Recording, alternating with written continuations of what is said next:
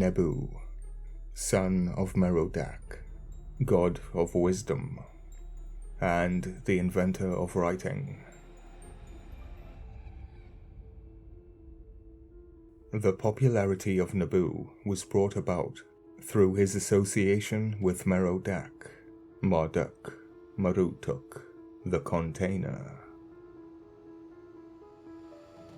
His main seat of worship was Borsippa, opposite Babylon, and when the latter city became the seat of the imperial power, the proximity of Borsippa greatly assisted the cult of Nebo.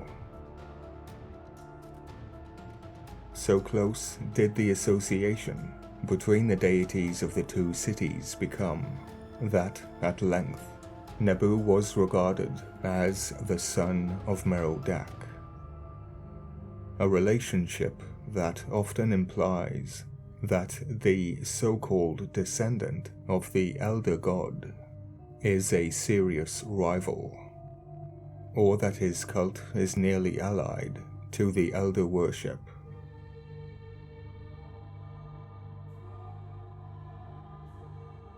Nebo had acquired something of a reputation as a god of wisdom, and this possibly permitted him to stand separately from Merodach without becoming absorbed within the cult of the great deity of Babylon, Marutuk the container. Within the 50 names of Marduk, we have Anzu, who is also described as a 50-headed mace. Anzu officially meaning divine storm bird, but it also means god of wisdom. The god of wisdom is being filtered through these gods. Merodach replaced Enki and Pazuzu, and in turn Nebo was credited, like Ea, Enki, with the invention of writing, the province of all wise gods, and he presided over that department of knowledge, Zu, which interpreted the movement of the heavenly bodies. But it was the myth of Merodach that placed the Anunnaki in the heavens. The Anunnaki are placed within Marduk, Marutuk, the container. The priests of Nebo were famous as astrologers, and with the bookish king, Ashurbanipal, Nebo and his consort, Tashmet, were special favorites as the patrons of writing.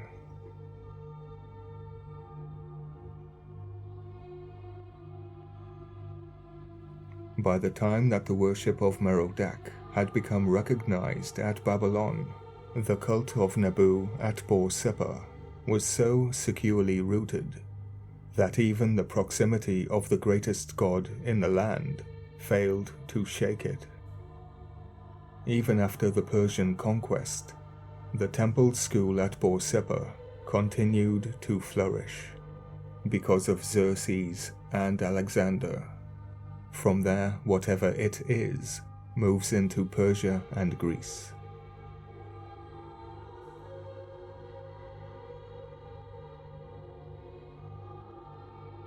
But although Nebo outlived many of the greater gods, it is now almost impossible to trace his original significance as a deity. I beg to differ. Whether solar or aqueous in nature, the latter appears more likely. He was, during the period of Merodach's ascendancy, regarded as a scribe of the gods, as was Tehut, the amanuensis of the Egyptian underworld. Amanuensis meaning one ordered to copy from dictation, or to copy a manuscript, the heavenly scribe, that is to say, he wrote at the dictation of the higher deities. When the gods were assembled in the Chamber of Fates in Merodach's temple at Babylon, he chronicled their speeches and deliberations and put them on record. Indeed, Nebo himself had a shrine in this temple of Isagila, or the lofty house, the house that rises its head, which was known as Izilla.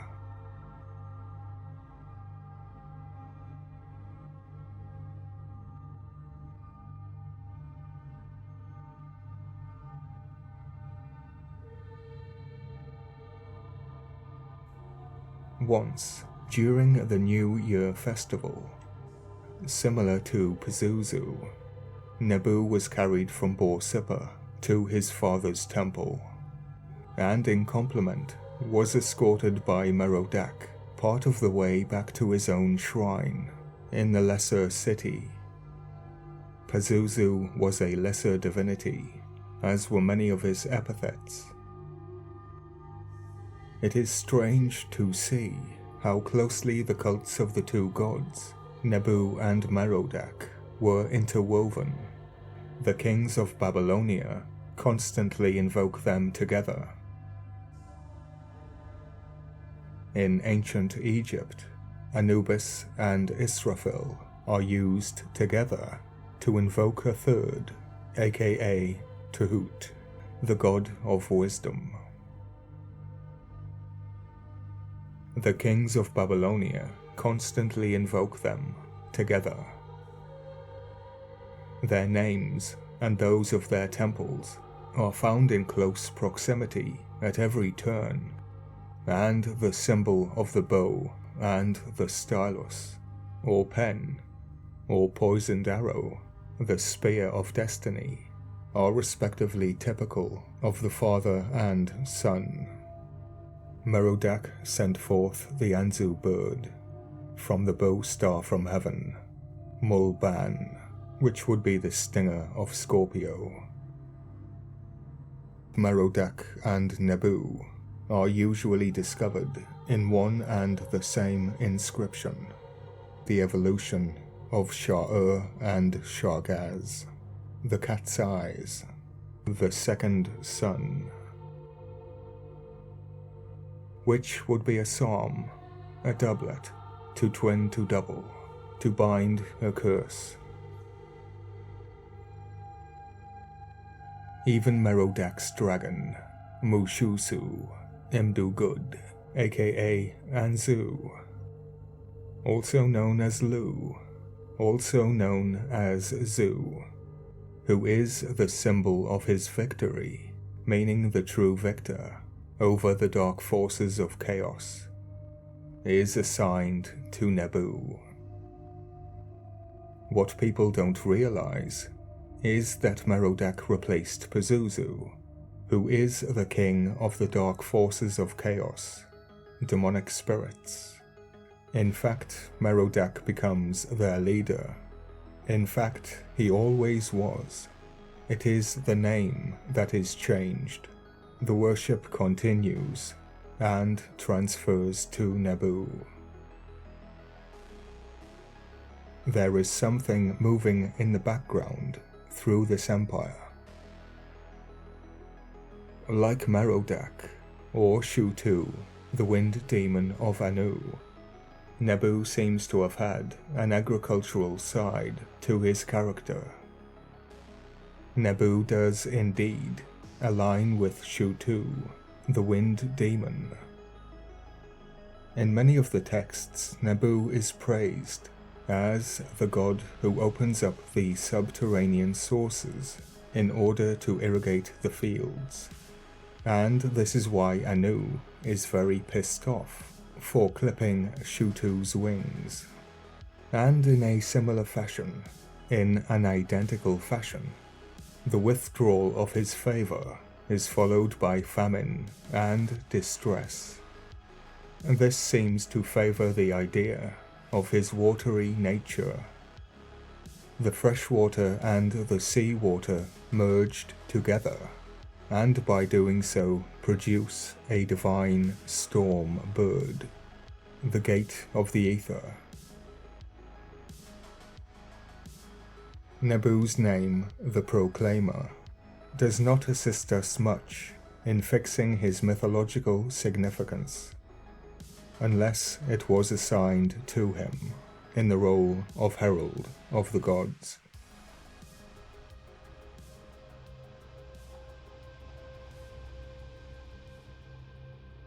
Nebu's consort was Teshmet. It is believed that Hammurabi, unsuccessful in suppressing the cult of Nebu, succeeded with that of his spouse. How many times has the female goddess been diluted, I wonder? The goddess is far removed from the original, constantly diluted with a male figure.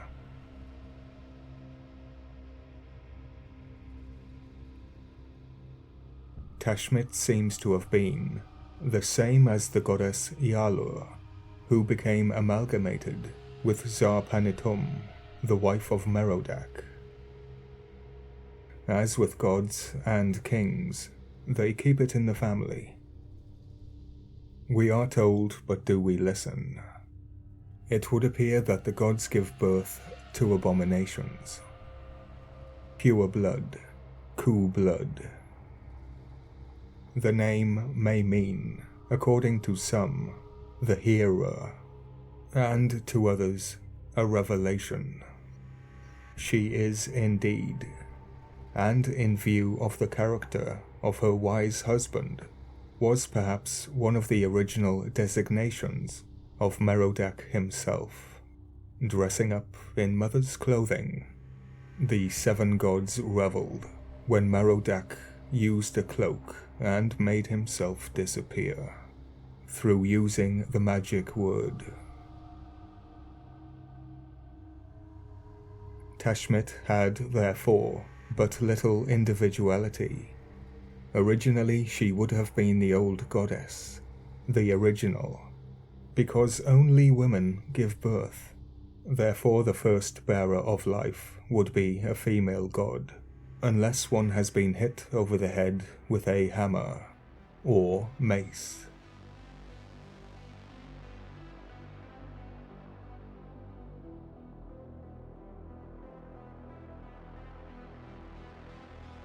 Nonetheless, Tashmet possessed considerable popularity.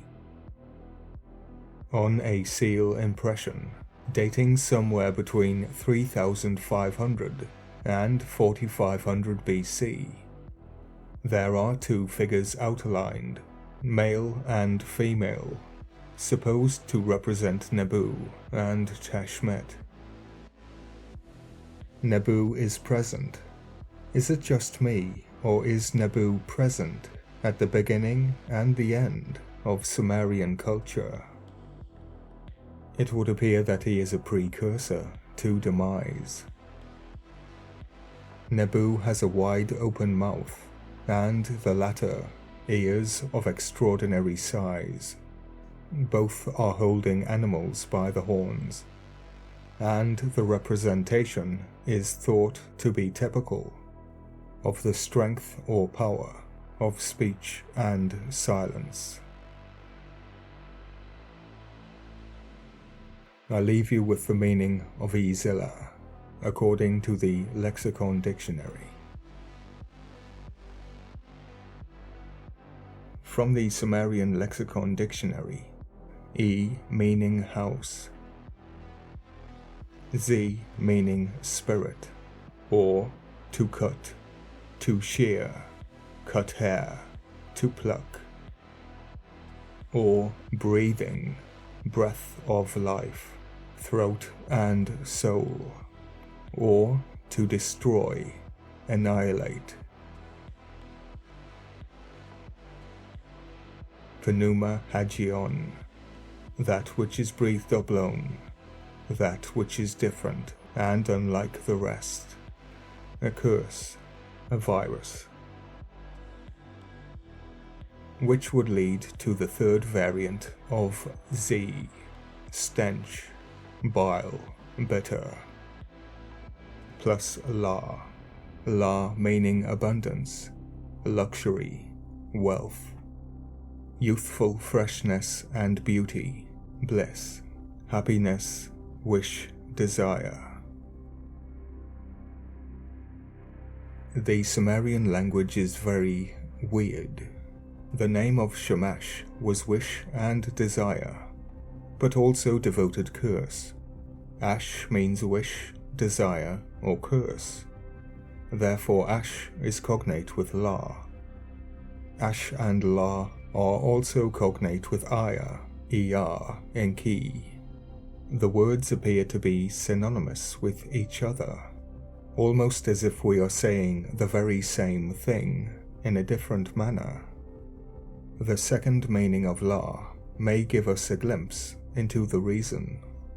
La, to penetrate, pierce, force a way into, in order to see, to know, to look after, to have a beard. The problem is, La meaning to penetrate, pierce, force a way into, is also cognate with Igigi, the piercing, penetrating eye, which is synonymous with the term Anunnaki, and Anunnaki with Malak, the angel of the Lord. Transcending boundaries. All of these words are connected together. They bleed into one another, and you can't relate to one without relating to the other. The meaning of Lu is right in front of me: to disturb, agitate, trouble, to fluster, embarrass, to stir, blend. The word Nu in Sumerian is describing a negative likeness, describing a person, or the phonetic writing for Lu. Lu is sometimes, but rarely, written as Zu. Lugalbanda, Shamash, also known as Zu. This, my dear friends, is the spider's web.